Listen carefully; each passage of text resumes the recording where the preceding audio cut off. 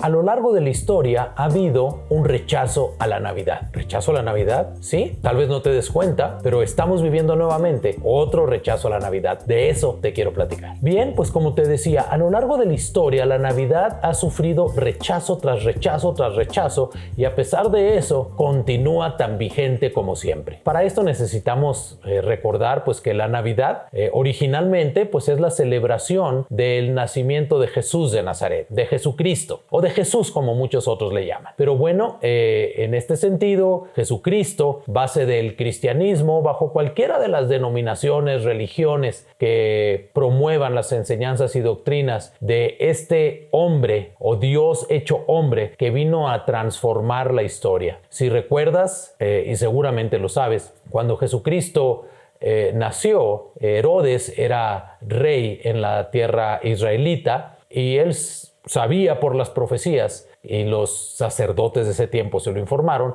que en esa época debía haber nacido el Mesías, el futuro rey de los judíos dentro del contexto profético que ellos tenían. Y Herodes entonces lo que hizo, se enteró de esto ya una vez nacido el niño, y dijo: vamos a matar a todos los niños que encontremos en aquella zona, en la zona de Belén, que fue donde nació Jesucristo, y conocemos la historia de los magos de Oriente, mejor conocidos como Reyes Magos, que realmente eran reyes de Oriente, eran astrónomos, estudiantes de las estrellas, y fueron a adorar al niño. Pero bueno, Herodes trató de terminar con la natividad de Jesucristo y lo que representaba a un par de años del nacimiento de él. Sí, tal vez un poco menos. También Jesucristo sufrió rechazos a lo largo de su historia. Él, como estudioso de las Escrituras, algunos le llamaban rabí, que en hebreo lo que significa es maestro. Sabemos que las cabezas religiosas de aquel entonces, los rabinos, también eran denominados rabís. Y bueno, le rechazaron, le intentaron matar varias veces. Finalmente, en la crucifixión lo hicieron, pero él fue rechazado varias veces. La natividad, te digo, luego Jesús terminan matándolo, lo rechazaban los religiosos de su época porque rompía con muchas de las costumbres, tradiciones, ritos, dándole más prioridad a una relación directa con Dios que a una intercesión o intermediarios religiosos para poder estar con Dios, entre Dios y la gente. Pero bueno, incluso ya muerto y resucitado Jesucristo, asciende y sus discípulos son los que empiezan a diseminar por toda Asia, el sur de Europa, parte de África, las enseñanzas de Jesucristo.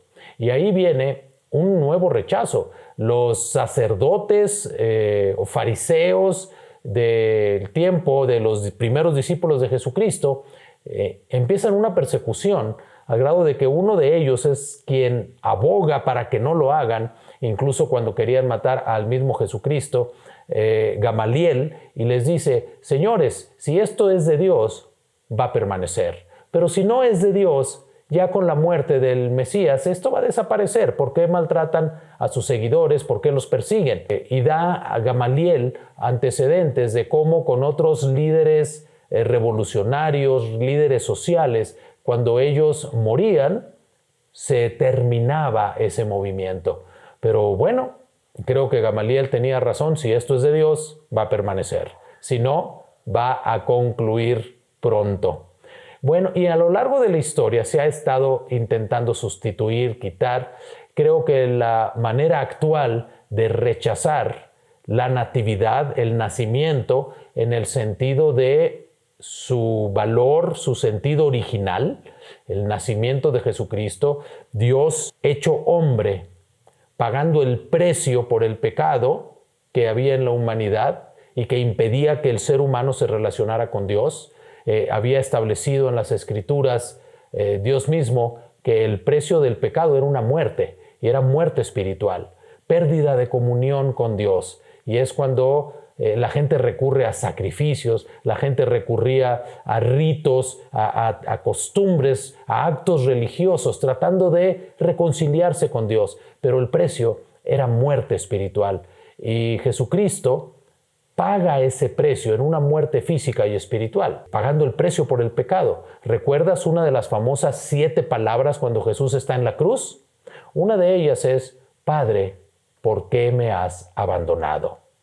Vivió esa muerte espiritual, dejar de tener una comunión con Dios mismo, con Dios Padre, en donde dice, bueno, yo voy a pagar el precio del pecado para que todo el que crea en mí, todo el que crea en ese sacrificio, pues ya no tenga que estar alejado de Dios y pueda acercarse a Dios.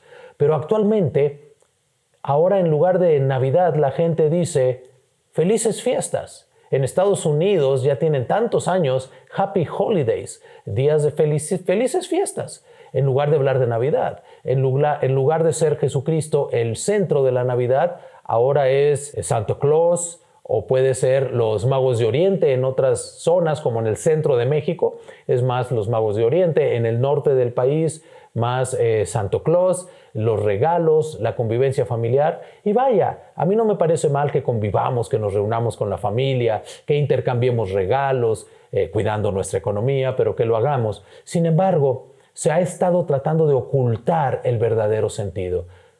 ¿Con intención o sin intención? Eso yo no lo puedo saber. Lo que sí sé es que debemos recuperar ese sentido de la Navidad. Estamos aquí para celebrar que Dios envió a su Hijo Jesucristo para que pagara el precio que nos correspondía a nosotros para que volvamos a tener comunión con Dios. Y eso fue lo que sucedió. Jesucristo pagó el precio para reunirnos nuevamente con Dios. Y esto trae unas implicaciones impresionantes, en el sentido de que ya no es a través de una religión, ya no es a través de tradiciones, de ritos, de sacrificios, sino de aceptar que ese Dios hecho hombre, empezando desde un niño en Belén, en el que se cumplieron muchísimas profecías escritas años atrás de su nacimiento, creció, vivió, murió, resucitó, para que nosotros podamos, con una simple oración, decirle, Dios mío, yo creo en la Navidad. Yo creo en que Jesucristo pagó el precio para que yo me pueda relacionar contigo, sin importar nuestro pasado, sin importar qué tan buenos o qué tan malos hemos sido. A eso, técnicamente, se le llama gracia. Recibir gratis algo maravilloso. Yo te invito a que esta Navidad reflexiones, hagas esa oración y le digas, Dios mío, necesito que me cambies. Hay gente que me dice, Rafael, pero es que tú no conoces mi pasado, tú no conoces mi vida. ¿Cómo es posible que Dios piense en mí o me permita? No, gracia es gratis. Y si Jesucristo le dijo al hombre que crucificaron, a uno de los que crucificaron a su lado, ¿sabes qué? Este hombre le dice, acuérdate de mí cuando estés en tu reino. Y el otro le ofendía a Jesús, pero este le dice, acuérdate de mí. Y acababa de reconocer que merecía esa pena de muerte. Le dijo al otro, a ti y a mí lo que nos hacen es justo, pero ¿por qué estás burlándote de él? Hablando de Jesucristo, del Mesías. Y Jesucristo le dijo, hoy estarás conmigo en el paraíso. ¿Qué te quiero decir con eso?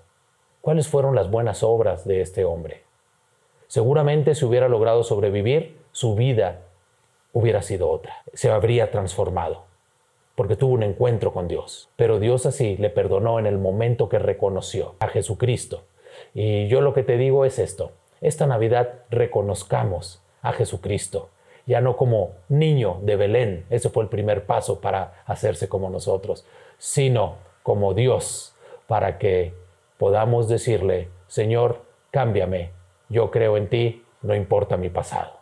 Te invito a que lo hagas y te deseo una feliz Navidad en compañía de las personas que más amas. Bien, pues si te gustó el video, compártelo, suscríbete aquí a mi canal, dale click a la campanita para que te enteres cada vez que subo un video y te invito a que revises los demás videos. Hay unos cuantos más sobre vida espiritual y sobre Navidad. Así que feliz Navidad y te invito a ver todos los videos porque aquí hablo casi de todo.